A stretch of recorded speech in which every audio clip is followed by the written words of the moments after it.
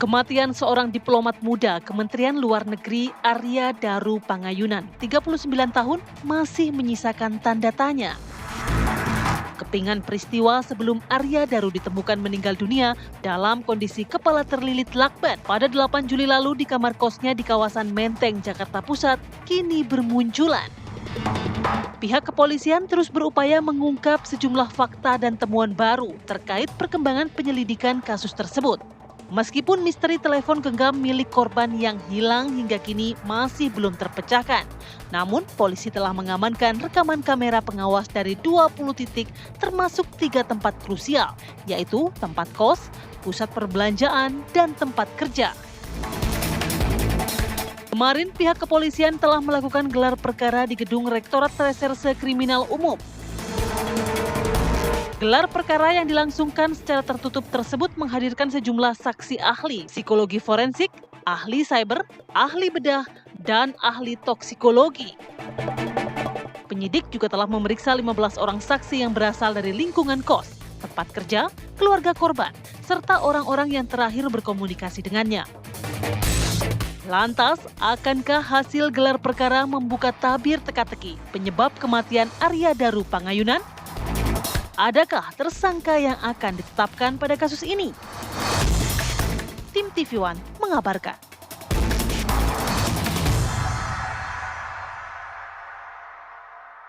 Kemudian penyelidik mendapatkan fakta bahwa berdasarkan pengamatan CCTV tersebut, awalnya korban naik membawa tas gendong dan tas belanja, kemudian saat turun korban sudah tidak membawa tas gendong dan tas belanja. Inilah fakta yang ditemukan. Ya, ini masih dikumpulkan terus, kumpulan fakta-fakta, nanti kesesuaian, apa yang dilakukan korban di sana, dan lain sebagainya. Sudah mulai ada hasil otopsi. Jadi tadi kami ditunjukin hasil otopsi, ya diterangkan apa saja yang dilakukan dalam konteks otopsi dan sebagainya. Ditunjukin bagaimana cara melakukan otopsi dan sebagainya sampai menarik kesimpulan atas peristiwa tersebut penyebab kematiannya. Nah, kami tidak bisa menyebutkan di sini, ya biar Polda Metro Jaya yang akan mengumumkannya. Tapi yang paling penting dalam segi bagaimana prosedur itu dilakukan, ya otopsi juga dilakukan sangat detail, ya termasuk bagaimana kondisi tubuh di luar yang kelihatan kasat mata sampai bagaimana kondisi tubuh di dalam yang tidak kasat mata. Kedua juga kandungan-kandungan yang ada dalam tubuhnya itu apa saja. Nah itu yang ditemukan, itu yang dijelaskan. Ya, publik ini masih bertanya-tanya apakah memang ada tindak pidana, ada unsur pidana dalam kasus kematian Arya Daru. Karena 15 orang saksi sudah diminta keterangan, 20 titik CCTV beserta barang bukti, tapi kok pihak kepolisian belum juga merilis. Sebenarnya apa yang menjadi penyebab kematian dari Arya Daru ini? Pertanyaannya ini sih hari ini Vi? kan katanya akan ada rilis yang dilakukan. Betul. Nah rilis ini apakah rilis yang berujung kepada penetapan tersangka kah? Status dulu lah. Status dulu. Naik ke penyidikan gitu. Dari penyelidikan ya. Ya kan, dan juga penetapan tersangkanya. Betul, karena ini juga sudah ramai di media sosial, terutama TikTok dan juga X membahas mengenai kasus ini jangan sampai menjadi bola liar simpang siur informasi. Dugaan kejanggalan dari CCTV, dugaan pembunuhan, handphone yang masih hilang. Berarti itu yang bukan masih maha ramai. benar netizen dengan segala komentar ya? Kenapa? Maha segala-galanya. Oke, biarkan para narasumber hari ini yang akan menjelaskan lebih detail. Di studio sudah ada bersama kami Mas Rizal Nova Mujahid, lead analis Drone Emprit. Selamat pagi. Assalamualaikum Mas Rizal. Mas Rizal. Nanti akan mendalami komentar-komentar netizen ya, Pak ya. Kemudian juga ada Pak Wawan Purwanto, pakar intelijen. Selamat pagi Pak Wawan. Pak Wawan, selamat pagi. Lama tidak berjumpa Pak Wawan. Sehat ya Pak ya. Jadi yang di studio ini generasi Gen. Kenapa? Netizen sama intelijen. Oh, sama-sama Gen gitu ya. Gitu. Kalau ini bukan ada generasinya nih ya. Ini dari Komisioner Kompolnas RI sudah ada Pak Gufron Mabruri. Selamat pagi. Assalamualaikum Pak Gufron. Sehat. Pak Gufron, izin saya ke Bapak dulu. Kompolnas juga turut diundang dalam evaluasi hasil pemeriksaan ya Pak ya. Jadi belum gelar perkara kemarin ya. Apa hasilnya? Ada temuan barukah? Ya, dari informasi yang disampaikan ya, Kompolnas memang benar ya, kemarin kami diundang untuk menghadiri ANEF untuk update lah terkait dengan proses perkembangan penyelidikan yang dilakukan oleh tim penyelidik. Nah, pada proses tersebut ya kami tim Kompolnas mendapatkan penjelasan yang jauh lebih detail ya, lebih komprehensif, terutama dengan hasil otopsi ya yang dihasilkan ya, masuk juga keterangan dari ahli ya, banyak yang dihadirkan pada kemarin ya, ahli forensik, ahli digital, kemudian Pak Gufron,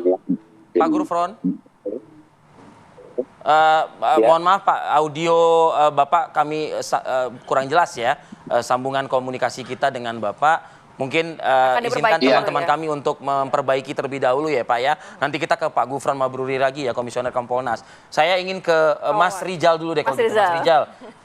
Apa kata netizen nih mengenai, ini kan sudah lebih dari 2 pekan ya Mas ya? Ya, hampir 3 pekan ya. Hampir 3 pekan. Ya. Yang kalau saya ikutin dari awal sih, memang saya nggak ngikutin semuanya. Netizen awalnya mengarahkan kepada, mohon maaf ya, dengan tidak mengurangi duka kita terhadap keluarga, ada unsur fetish. Lalu juga mengarah ke suicide atau bunuh diri. Ya kan? Tapi sekarang ada juga mengarah pembunuhan. Kuat ke pembunuhan. Silakan Mas Rizal analisanya. Betul. Terutama setelah berbagai macam data-data baru itu kemudian muncul ke publik ya. Ketika pintu kos dibuka, kelihatan ada seperti tangan yang menggeser-geser ini kan, menggeser-geser gordennya. Lalu juga yang aneh itu kan tidak ditemukan adanya sidik jari selain si korban. Itu aneh sekali kayak gitu. Lalu dan banyak lagi, dia ke rooftop, dia tidak langsung pulang dan seterusnya. Handphone juga yang tidak ditemukan. Lalu bahkan sampai ada yang membahas tentang sandalnya juga nih, ada sandal yang kok tidak sesuai, tidak biasanya gitu kayak gitu. Nah itu semua kecurigaan netizen. Nah tapi tentu saja netizen posisinya memang terbelah ya.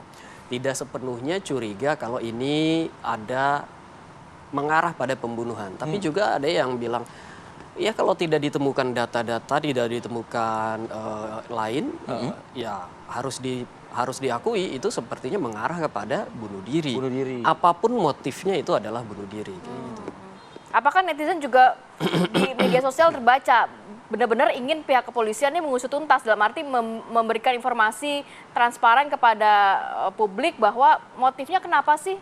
Atau mungkin perbincangannya sudah mulai turun nih kalau Mas Rizal melihatnya? Kalau kita melihat volume percakapannya, sebenarnya ya volume percakapannya sebenarnya cukup tinggi di produksi narasi. Ada 9.000 lebih hanya dalam waktu beberapa hari gitu, 9.000 lebih. Akan tetapi kalau kita lihat interaksinya yang hanya mencapai 294 juta, itu sebenarnya rendah dibandingkan kalau kita membahas isu-isu lainnya. Artinya netizen lebih banyak yang berkomentar, lebih banyak yang menyampaikan pendapatnya dibandingkan dia mengakui, mengamplifikasi, menyetujui pendapat-pendapat, biasanya pendapat ahli, pendapat aktivis dan sebagainya. Jadi di sini netizen bergerak sebagai penyelidik mungkin atau sebagai intelijen gitu ada kan? spekulasi. Padahal yang bicara di media atau diwawancari awak media itu kan pakar-pakar dan ada keilmuannya. Padahal iya seperti itu.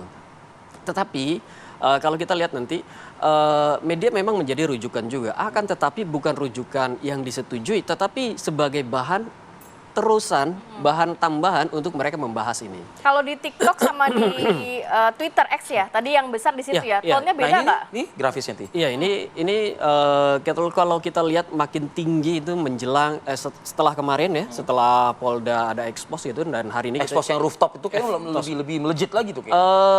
WA dulu sebenarnya.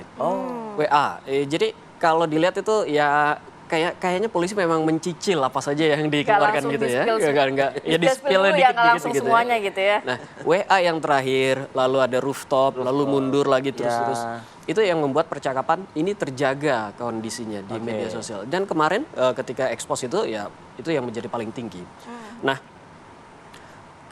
kalau kita ngelihat apa saja yang paling banyak dibicarakan misalkan, yang paling yang paling tinggi itu adalah apakah ini pembunuhan atau bunuh diri. Itu yang paling tinggi ya? Itu yang paling tinggi. Apakah pembunuhan atau bunuh diri. Ini semuanya berujung pada dua hal itu. Lalu yang kemudian disampaikan adalah berbagai macam kejanggalan. Ada kejanggalan CCTV. Tadi gorden itu gitu ya. Gorden yang bergerak itu. Ponsel yang hingga kini belum ditemukan. Ada, sehingga itu membuat orang bertanya-tanya, jangan-jangan ada keterlibatan orang lain, ada pihak lain kayak gitu. Tetapi sejak awal, sejak hari ketiga kalau tidak salah, setelah jenazah ditemukan, netizen itu sudah memberikan semacam dugaan kalau ini sepertinya bukan bunuh diri, tetapi ini sepertinya dibunuh. Karena itu, 3 hari sejak penemuan jenazah, keluarlah tagar itu ya. Justice for Daru Arya. dan Justice for Arya. Kayak gitu. Ini kan insinuasinya kalau Justice for Daru, Justice for Arya itu berarti harus ada keadilan harus untuk ada korban. keadilan Gitu ya. untuk korban, berarti memang korban diperlakukan secara tidak adil. Ada yang membuat dia disakiti, kan begitu. Kira-kira ada nggak narasi dia dikorbankan? Banyak sekali yang berbicara tentang itu, terutama ketika dihubungkan dengan TPPO. Ya, ini keterlibatan pihak lain itu kan salah satunya adalah yang paling banyak itu dibicarakan tentang TPPO. TPPO, perdagangan orang ya? Perdagangan orang. Jadi memang karena pekerjaannya Arya ini iya, karena dia memang dikenal orang yang cukup kritis, yang vokal juga berbicara dengan ketika membicarakan tentang WNI, terutama di Kamboja kayak gitu ya. Baik. Saya mau ke Pak Wawan. Pak Wawan, sejalan nggak sama netizen? Ini kan netizen berpikirnya spekulasinya lebih ke negatif begitu. Ada pembunuhan dengan berbagai macam kejanggalan. Kalau dari pengalaman Pak Wawan selama di bidang intelijen, kasus ini seperti apa sih sebenarnya Pak? Ya, kalau netizen memang bebas. Dari sudut pandang dia sekarang manapun begitu merdeka sekali. Tidak ada masalah karena memang mereka terus berselancar dari berbagai sudut pandang masing-masing dan itu sah-sah saja. Hanya kita tetap menimba atau melihat dari data dan fakta yang ada, temuan-temuan di lapangan, kemudian juga ada saksi-saksi serta juga saksi ahli.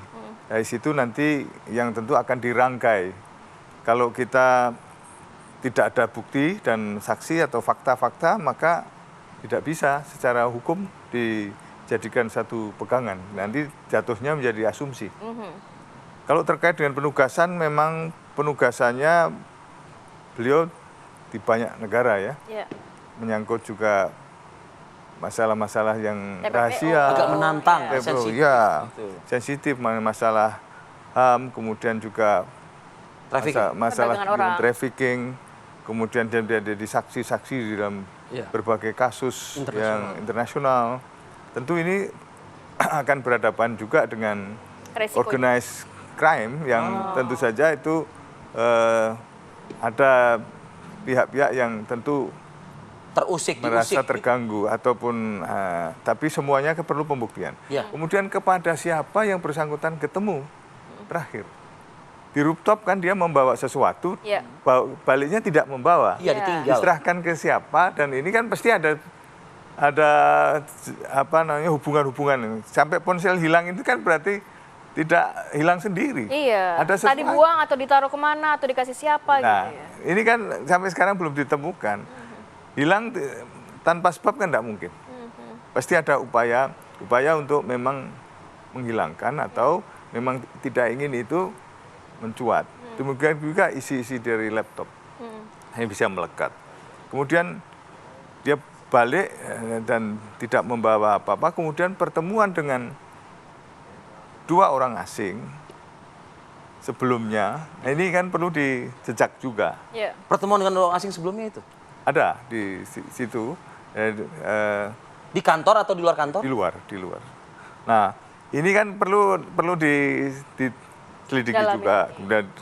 Kemudian juga ya, hubungan dengan atasan pastilah itu. Dan atasan kan sudah dimintai keterangan.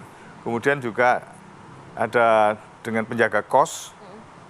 Kemudian ada penjaga toko yang di depan yang sekarang warung sudah tutup tidak ada. Itu kita bicara interaksi ya. Ya, kemudian juga letak CCTV tadi yang bergeser, kemudian tadi ada tangan. Ini tentu kita ingin tahu lebih jauh.